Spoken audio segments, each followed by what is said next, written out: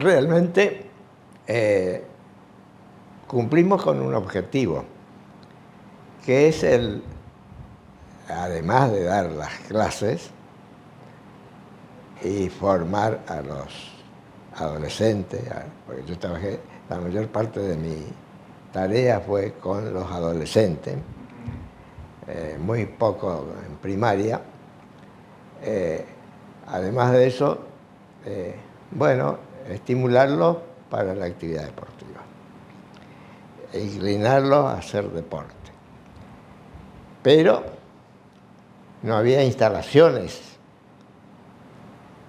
Había que gestionar la infraestructura, ¿no? No había instalaciones en Puerto Rico. Entonces, sí disponíamos de 2 canchas, de los 2 clubes que aún permanecen en Puerto Rico, el Club Victoria y el Club 25 de Mayo, que me cedían sin ningún inconveniente las instalaciones para dar clases, pero todo al sol, en canchas de fútbol. Claro. Y así comenzamos. Previamente había un patio de un cine, donde en el verano se daba cine al aire libre, por los calores de la temporada. Y bueno, ahí hablé con los dueños y me autorizaron a poner un par de tableros, que era la actividad que no se conocía en Puerto Rico.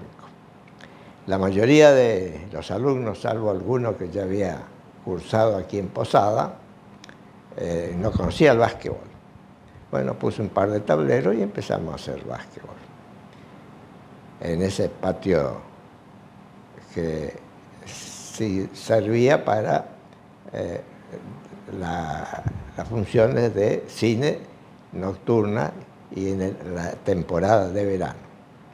Hasta que empezamos a construir una cancha de básquet, la primera del Club Juventud. Yo participaba como vocal de la comisión directiva. Y ahí con un grupo de amigos, con gente del club, trabajábamos a la noche en preparar el terreno para una cancha de básquetbol. ¿De noche trabajaban? De noche. Y así empezó a crecer el básquetbol. Luego, en el Club Victoria, en el año 66, cuando ejercía la presidencia el señor Beno Rexigel, aprovechamos para pedirles poner un par de tableros en el salón, que era de piso de madera, pero que sí reunían las medidas mínimas reglamentarias de largo, pero no de ancho. No alcanzaban los 13 metros, eran 12 metros nada más. Pero lo mismo se hacía básquetbol. Y ahí casualmente fue uno de los escenarios del primer torneo provincial que se hizo en Puerto Rico, con la mayor cantidad de selecciones de la provincia que participaron en ese torneo. Y una de las sedes era el Club Victoria, que era la sede alternativa en el caso de lluvia, porque era un lugar cerrado, ¿no? Era la única cancha en el interior de la provincia que era cancha cubierta. Aquí en Posada no había ninguna todavía, salvo la de la escuela normal, pero esa no se utilizaba para las competencias de básquetbol. Las canchas principales acá en ese momento eran las del Club Racing, el Club Tokio y el Club Itapúa. Posteriormente aparece en las competencias Mitre. Así es. Y bueno, así empezamos con el básquetbol. Era un deporte desconocido para la mayoría de los alumnos, salvo aquellos que habían hecho un año aquí en la escuela secundaria. Eso sí, eran muy pocos, 2 o 3 nada más. Pero el resto no sabía lo que era el básquetbol. Lo mismo ocurría con el atletismo. fue el otro caballito de batalla con el que logramos resultados rápidamente, porque explotamos las condiciones naturales, a los que le agregamos la técnica, ¿no? Fue así que en el año 66 tuvimos el primer campeón nacional en Chacabuco, en Buenos Aires. También hubo un subcampeón. Luego, en el 67, ya en La Rioja, volvimos a tener otro campeón argentino.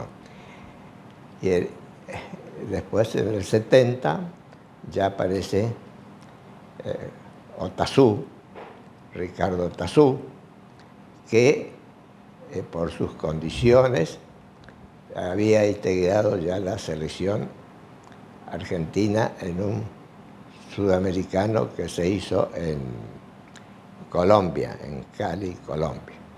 Había sido subcampeón en 2 pruebas, como en ese sudamericano, salto largo y salto triple.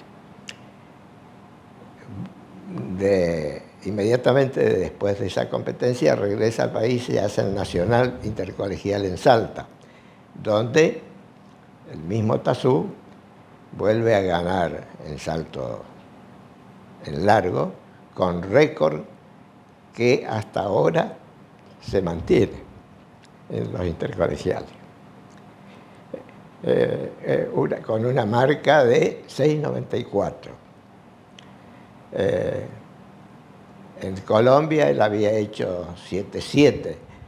Incluso los jueces le midieron un salto que al final le dieron por nulo de 7.36, porque había pasado 5 milímetros la tabla de pique. Pero de todas maneras era uno de los valores que surgía en el país con muy poca edad. Tenía 17 años. Bueno, ese fue el comienzo, donde la gente empezó primero a ver lo que era el atletismo y a participar como espectador de todas las competencias de atletismo que hacíamos en Puerto Rico. Lo hacíamos en las canchas de fútbol, ahí se marcaba la pista, y las competencias de salto lo hacíamos en una corredera que habíamos concretado en la Escuela Normal de Puerto Rico. La corredera con su correspondiente cajón de salto, ¿no? Donde hacíamos largo, triple, alto y garrocha. Eso fue creando el ambiente en Puerto Rico. Durante muchos años yo era el encargado de una zona amplia que abarcaba los departamentos Libertador General San Martín, San Ignacio, Cainguás,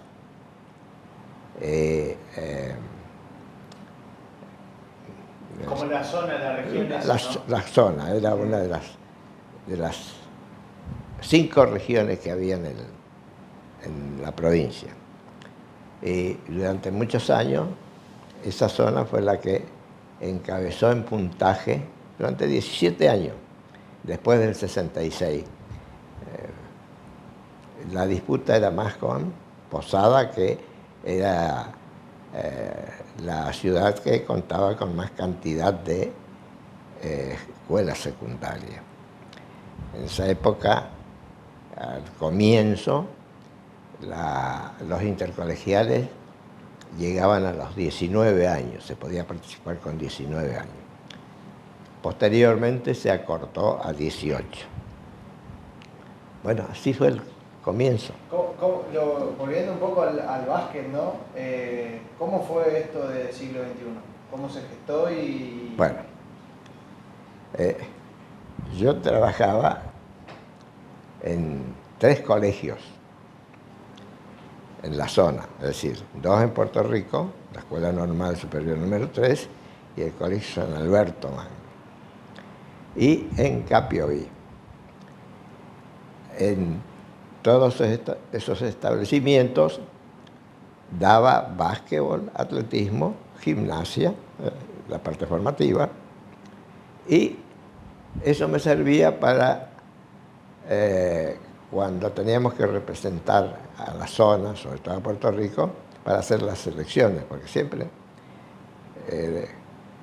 buscaba que participara alguno de los estudiantes de Capiodí o del Colegio San Alberto para que motivaran a los demás como integrantes de la selección de Puerto Rico.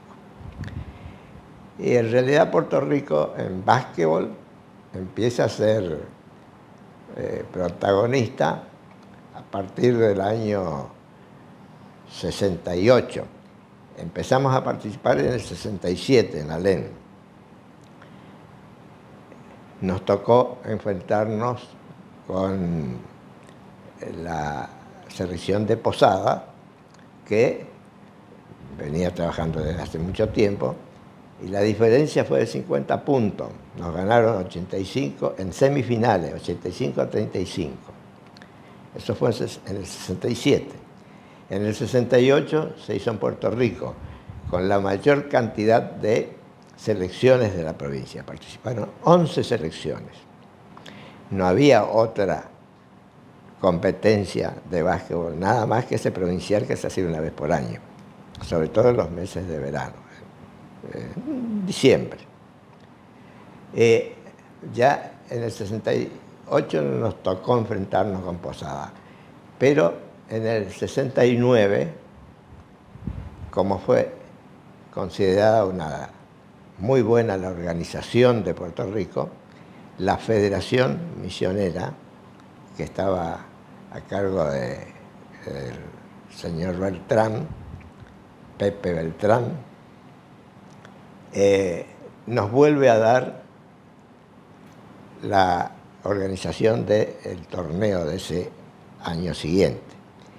Y ya en esa oportunidad, que fueron 3 años después del comienzo, fuimos subcampeones en tiempo suplementario y Posada nos gana por un simple el partido final. Bueno, a partir de ahí se despertó el entusiasmo en Puerto Rico y eso fue creciendo. Y ya desde ese momento ya empezamos a ser los protagonistas en básquetbol dentro de la provincia, donde participaban selecciones de Oberá, que venía a ser el segundo en la provincia, la capital, El Dorado, Alén. ¿Pero eran clubes o eran clubes que se formaban selecciones o eran selecciones? Eran selecciones. Claro, hoy Cada lugar tenía su organización. Hoy no pasa, por ejemplo. No, porque después empezaba como faltaba actividad, se hacía una competencia anual, una sola. Empezamos a estudiar qué es lo que se hacía en otras provincias. Claro. Bueno, yo me hice un viaje especial a Entre Ríos, que tenía bien organizado el básquet provincial. Ellos tenían la Liga Provincial de Clubes. Bueno, me traje los reglamentos y aquí lo pusimos en marcha a partir del 98. A partir del 98. Ya, y desde ese momento se empezó a hacer el torneo provincial de clubes, que es lo que se sigue haciendo y que le llaman prefederal ahora. Siglo es una continuidad de lo que eran las clases a nivel secundario. Cuando yo me jubilo, no tenía la seguridad de que un colega o los colegas que iban a continuar en esos establecimientos hicieran básquetbol. Entonces pusimos en marcha esta escuela que inicialmente se llamó Siglo y después que se transformó en uno de los clubes animadores de la ¿Era solamente siglo? Siglo XXI. Ah, ¿y por qué el nombre? Y siglo XXI porque estábamos en el 20. Claro. Siglo aparecía como una proyección para el siglo XXI. O sea, estaba todo pensado. Claro, claro. Lo pusimos en marcha con esa visión de proyectarlo hacia el siglo XXI. Y es así que este club, que ahora tiene su cancha propia, que se puso en marcha estos días, todavía no se hizo la inauguración oficial, este año va a cumplir 37 años. En una institución, es decir, en un predio que nos ha cedido el Club Victoria, donde casualmente habíamos hecho básquetbol muchos años antes en el salón cubierto, que era el único o la única instalación cubierta en el interior de la provincia, aparte del gimnasio de la escuela normal, porque acá ningún club tenía instalaciones cubiertas. Después aparecen.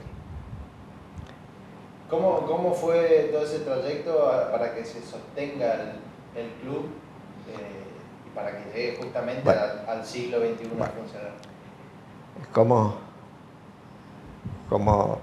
No sé si tan detallado, pero sí cómo fue la gestión, porque imagino que era un contexto diferente a lo que es ahora, donde todo costaba un poco más, por ahí, claro, donde por ahí lo deportivo sí estaba, pero faltaba mucho en cuanto a infraestructura, gestión y demás. Es decir, en siglo comenzamos ante esa inseguridad de si se iban a seguir dando básquetbol en las escuelas. No sabían cuáles eran las intenciones o las inclinaciones de los colegas que me reemplazaban ya jubilados. Entonces por eso pusimos en marcha eso como una escuela y que empezó a funcionar en el gimnasio San Alberto Magno. El 3 de julio del año 98. 89. No, 89. 89, sí, 89. No, en 89 empezamos con chicos de 7 a 12 años. Pero en esa fecha que a veces me confunde. En el 99 se hace el primer provincial de la Liga Provincial de Clubes, que justamente gana siglo XXI. Las finales fueron con Tokio, partidos muy parejos. Se hicieron un partido acá, otro en Puerto Rico, era 1-1 y se definió en el Club Tokio. Bien. Ese es el comienzo de siglo XXI, el comienzo como competencia, ¿no? Y si tuviera que remarcar por ahí cuál fue el paso más importante, es decir, bueno, nosotros hicimos esto y a partir de eso el club es lo que es. Bueno, el club es el que ha mantenido el básquetbol en Puerto Rico. Ahora hay otras instituciones que están trabajando también y que me parece muy bien. Cuanto más hay, más cantidad de jugadores van a acercarse, sobre todo los chicos, ¿no? Como se empieza a temprana edad, desde los 4, 5, algunos mandan 4 o 5 años, yo recomiendo que sea a partir de los 6, pero ya hay otras instituciones. Aparte de Siglo, hay 2 instituciones más que están trabajando. El Club Nazareno, que está participando, y después hay un colega que está trabajando en forma independiente. Había que entusiasmar a los chicos, a los jóvenes sobre todo. Yo empecé con el fútbol, primero haciendo creer de que todos podían ser protagonistas y llegar a lugares que a veces para chicos del interior de la provincia eran imposibles ser campeones argentinos. Los primeros campeones argentinos formados en Misiones fueron los chicos de Puerto Rico. Después aparecieron otros, ¿no? Pero fueron estos chicos de Puerto Rico que te acabo de nombrar: Sotelo, Casco, Otazú. La gente se entusiasmó. Y yo he hecho otros comentarios. A veces el deporte más popular, que es el fútbol, no tenía tanta participación de espectadores como el atletismo, porque era la novedad, el haber sido campeones argentinos, ocupando puestos de privilegio en competencias nacionales, y la gente empezó a participar con una afluencia de público que muchas veces era mayor que la del deporte más popular, que es el fútbol. Me ayudó en el sentido de que en el año 1965, un año antes, la Comisión de Intercolegiales de la provincia me designa sede del torneo provincial de fútbol intercolegial. Entonces, aproveché esta circunstancia para inscribirlo a un equipo de estudiantes como Club Estudiantes en la Liga Regional de Fútbol de Puerto Rico. Es una liga que abarca muchas localidades, y es la que se mantiene hasta ahora, ¿no? Pero que abarcaba localidades de El Alcázar, de Garoapé, Garoapemí, Puerto Rico, Leoni, Ruiz de Montoya, las dos de Jardín América, el Timbó y el Club Atlético, Urquiza, una jurisdicción bastante amplia. Bueno, y eso de participar en esa liga, si bien no salimos campeones en mayores, sí fuimos campeones en reserva y en la quinta división. Todas categorías dirigidas por profesores de educación física. Uno de ellos fue mi hijo y el otro el profesor Miller. Yo dirigía primera, manejaba todo, pero dirigía solo la primera. Eso también nos ayudó, lo mismo que los intercolegiales que ganamos en el 65. Ante selecciones poderosas como la de Posada, que tenían jugadores que al año siguiente fueron a jugar a la primera de Racing, como el caso de Fabián Benítez, Casuc. Otros fueron a Independiente, Barrofaldi, Salina, Efeir, Pichón Efeir, que jugaba en Independiente acá, fue integrante de la selección argentina de básquetbol. Él cumplía la función de guardavalla en el fútbol, pero es un excelente jugador de básquetbol. Bien, le iba a preguntar por, a ver, más allá de su historia, el legado también, su nieto, por el básquet. ¿Cómo ve eso? ¿Cómo vivió eso? Que bueno, que su pasión prácticamente. Bueno, es una consecuencia de haber vivido en un ambiente de básquetbol. Él mismo lo dice desde que estaba en partidos de básquetbol desde el momento que estaba en la panza de la madre. La madre generalmente manejaba la mesa de control, así que siempre estaba presente en básquetbol. Nosotros empezamos en Puerto Rico con la participación de las mujeres en las mesas de control. Acá está mi señora, que ella fue la primera mujer que llevó planillas. Y ahí empezamos a meter a las del sexo femenino en las mesas de control. Ahora hay varias.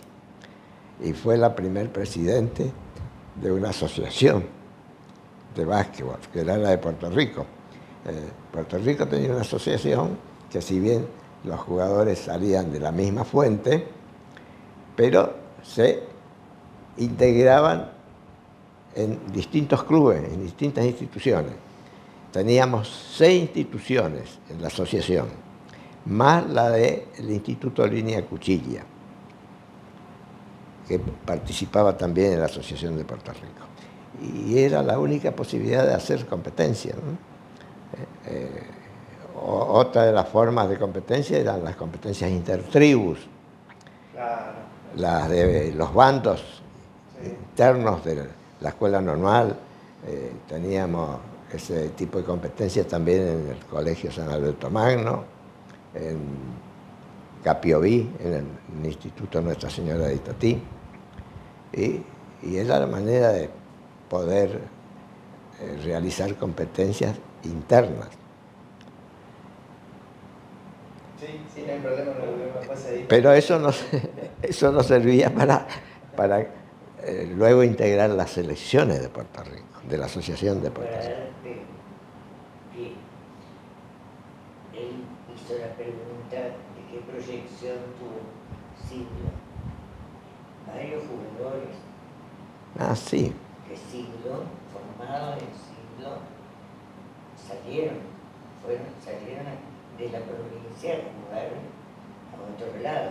Caso Raúl Tarnovic, Sí. Ariel Iliabrán, Sí. y más en este momento, Claro. nuestro nieto, que Como es Raúl, estuvo 10 años jugando en Brasil hasta que le surgió la posibilidad de ir a Italia, donde por tercera temporada... este chico, Raúl, que Raúl Tarnovic. no, que está en River, el gordito pelado, él fue campeón de minibásquetbol en dos años. Daniel Raúl. El Daniel Raúl. Un chico que es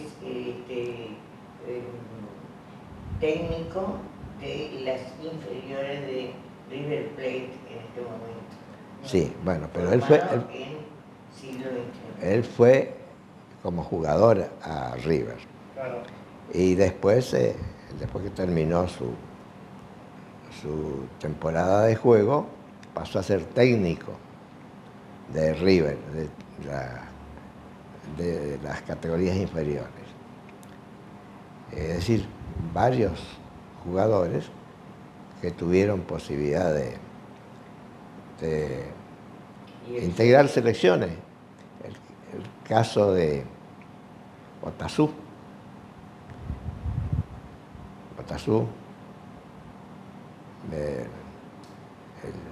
el de Luis Ayala. Me acuerdo que cuando yo hice el curso de entrenadores, Trama, el profesor Alberto Trama, un arquitecto que dirigió selecciones argentinas, él me comentaba de que lo tenía a este chico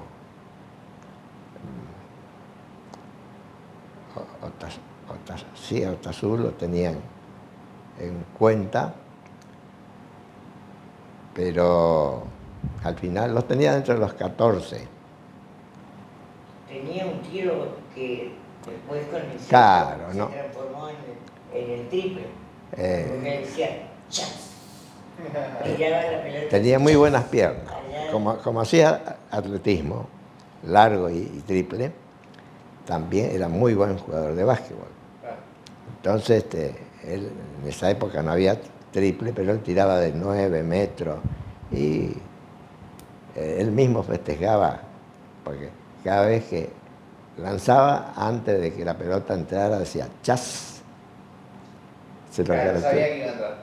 Sabía que iba a entrar, tenía muy buen lanzamiento. Víctor, le consulto por la actualidad del básquet en general, y por ahí un poco de lo que estábamos hablando, ¿no? Siempre se habla y se planea cuando uno está en el deporte, sobre todo cuando es jugador, irse afuera. Nunca por ahí pensar que las condiciones acá se pueden dar, se pueden mejorar. ¿Qué apreciación tiene usted de eso? Bueno, son opciones que tiene que tomar el jugador, ¿no?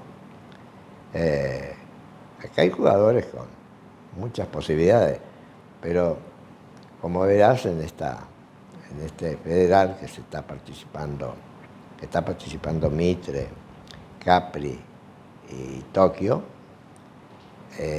son pocos los jugadores de Misiones que están incorporados. Hay algunos, la mayoría son jugadores de afuera. ¿Y esa falta de nivel, por qué cree usted que se da? Yo creo que falta de el contacto competitivo con otras provincias, que implica una necesidad económica que a veces no aparece, no existen. El caso de la participación de estos 3 clubes, a excepción de Oberá, que es el que está ocupando. Claro, porque OTC también tiene jugadores de afuera, Claro, la mayoría. todos jugadores de afuera. Y algunos que estaban acá no están incorporados. Claro. Por el caso del hijo de Tarnovic, está jugando en Jujuy, cuando era jugador de Oberá Tenis Club. Este chico que está jugando en Mitre actualmente, después de haber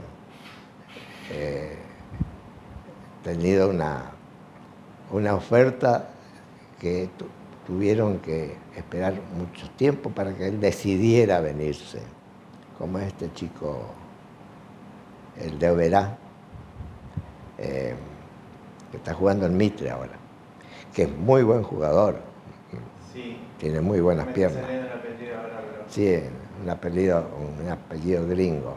Sí. Ya no va a salir, ya no. Bueno, son tantos que... Y hay que conocerlo a todos, ¿no? Yo más los registro, es el número 10 de Mitre. Yo los registro más por los números.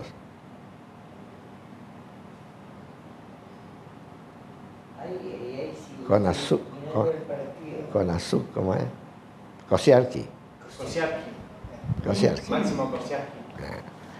Que es muy buen jugador, tiene piernas muy fuertes, buen lanzador de distancia, buen defensor. Tiene que adaptarse nomás a sus nuevos compañeros, ¿no? Claro. Que es otro nivel. Los que vienen de afuera vienen con otro nivel. Bueno, Víctor, preguntarle ahora para ir cerrando un poco también, por el balance que hace usted de toda su trayectoria, de su carrera, de todo lo que ha logrado desde que comenzó, pasando por el siglo XXI, pasando por la familia también, que imagino que ha tenido su participación también con lo que es Stefano hoy, y bueno, con lo que siguió haciendo durante todos los años. Hoy creo que ya está tranquilo en su casa, pero ¿qué balance hace? ¿Qué por ahí destaca? Sí, ya con 86 años ya no. Me hubiera gustado seguir, pero razones de salud, cuando tuve el problema del infarto, dije, no, basta. El básquetbol es muy tensionante.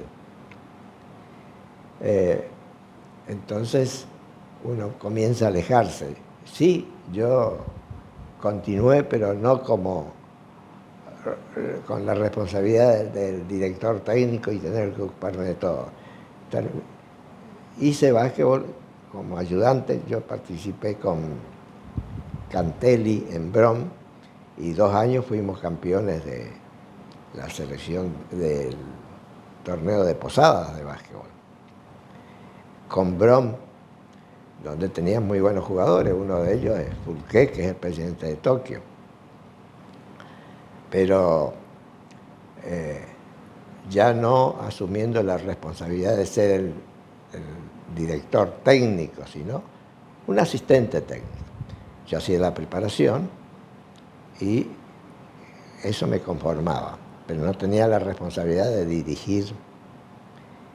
Y 2 años con los hermanos Abraham, con este chico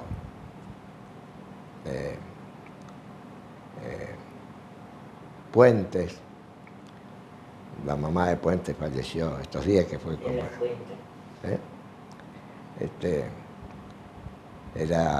fue compañera mía en secundaria, Lozada, Sonia Lozada. Se formó un equipo bueno que trabajaba bastante. Por lo menos cumplíamos con los entrenamientos. En ese aspecto siempre fuimos exigentes con los jugadores. ¿Qué le hubiera gustado hacer que por ahí no lo pudo lograr? Bueno, a mí nunca me atrajo la dirección técnica de equipos que participaran en torneos así a nivel federal, ¿no? Siempre me interesó más las formativas, las categorías formativas. Yo sí trabajé mucho con los chicos, con chicos y jóvenes. Entonces, de ahí salían nuestros representantes, sobre todo de los que después representaban a Puerto Rico. Ahora, ¿qué es lo que mejor he logrado, impulsado? Fueron las instalaciones, la infraestructura. En ese aspecto, yo considero que Puerto Rico, siendo una localidad que no es muy grande, creo que de acuerdo a los censos está ocupando el 15º, 16º lugar en cantidad de habitantes, tiene la mejor infraestructura para el básquetbol. Gimnasio como el de San Alberto Magno, en el 91 estaba considerado entre los 5 mejores del país. Yo me acuerdo que el presidente de la federación, el señor Rábano, era un profesional, creo que era arquitecto, venía de la competencia en Venezuela y fue a ver el nacional que hicimos de la categoría juveniles en Puerto Rico en el 91. Bueno, él cuando vio el gimnasio, dice, yo vengo de Venezuela, donde fue con la selección argentina de mayores, dice, allá no he visto una infraestructura como esta. Por eso digo que el mayor logro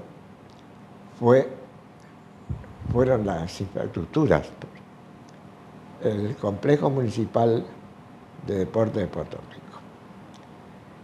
Eso nos llevó años conseguir, siempre buscando un lugar adecuado, hasta que,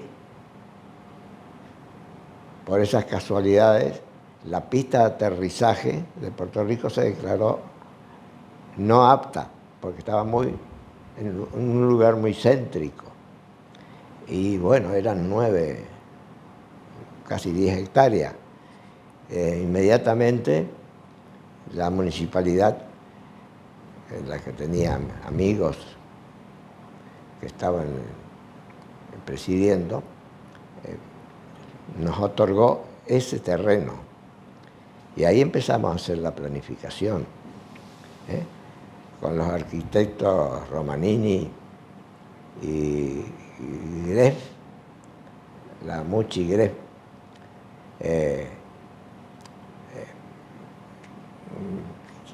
Surgió ese complejo, que es uno de los pocos complejos que hay en la provincia. Es decir, aquí la capital no tiene ese tipo de instalaciones que mereciera tener, ¿no? En determinados momentos se hizo lo del Saimán, que era lo máximo en ese momento. Pero los clubes, cuando hay una competencia de mucha atracción, no hay lugar, hay poco lugar, poco espacio. Ustedes verán cuando se encuentra Tokio Mitre en cancha de Tokio. Es chico el lugar. Es chico el lugar. No entra la cantidad de gente o la gente no está cómoda. En el Gimnasio San Alberto se han metido 4.400 personas en esas instalaciones. Y acá no hay ningún lugar que pueda contener esa cantidad de espectadores. Yo creo que ese fue el mayor logro, ¿no? Infraestructura como la del San Alberto, la escuela normal, donde se hicieron varios torneos provinciales, el patio deportivo de la escuela normal, el complejo municipal de deportes, que ahí tenemos una pista de atletismo de 8 andariveles, más las instalaciones con el piso flexible de madera, donde se hicieron torneos argentinos y mundiales de fútbol de salón. Sí. Y ahora último. Bueno, ahora el último logro ya que es de mi hijo,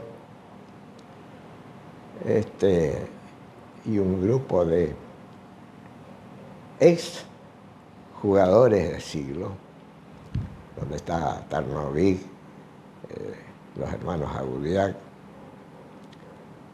lograron hacer el piso del siglo XXI del Club Victoria, en un espacio cedido por el Club Victoria, en donde comparten ese espacio como propiedad del siglo. Eso es lo interesante. Por eso digo, instalaciones deportivas, no solamente en Puerto Rico, porque lo mismo logramos en Capiodí. Yo empecé trabajando en una cancha donde el piso era de ladrillo, ahuecado. Bueno, logramos con el sistema de la venta de metros, de cuadrados de mosaico, hacerla de mosaico. Lo mismo ocurrió con el complejo municipal de deporte de Capiodí. Ahí también, ese es un lugar cerrado. No teníamos dónde trabajar en un lugar en Capiodí. Se trabajaba en un patio o se trabajaba en una cancha de fútbol. Bueno, se logró eso. Siempre mi preocupación fueron las infraestructuras. Dejar algo, porque eso es lo que se mantiene, sobre todo si se conserva, si la gente del lugar conserva. Claro. Bien, Víctor, bueno, para cerrar la última, no sé si me gustaría preguntarle si puede dar un mensaje a los jóvenes que están empezando en el mundo del deporte, ya sea básquet, sea atletismo, sea cualquiera, y transmitirle un poco esto de los valores, ¿no? Con los que se fundan, por ejemplo, un club. Y bueno, el mensaje es instarlo a que ejerciten y practiquen algún deporte.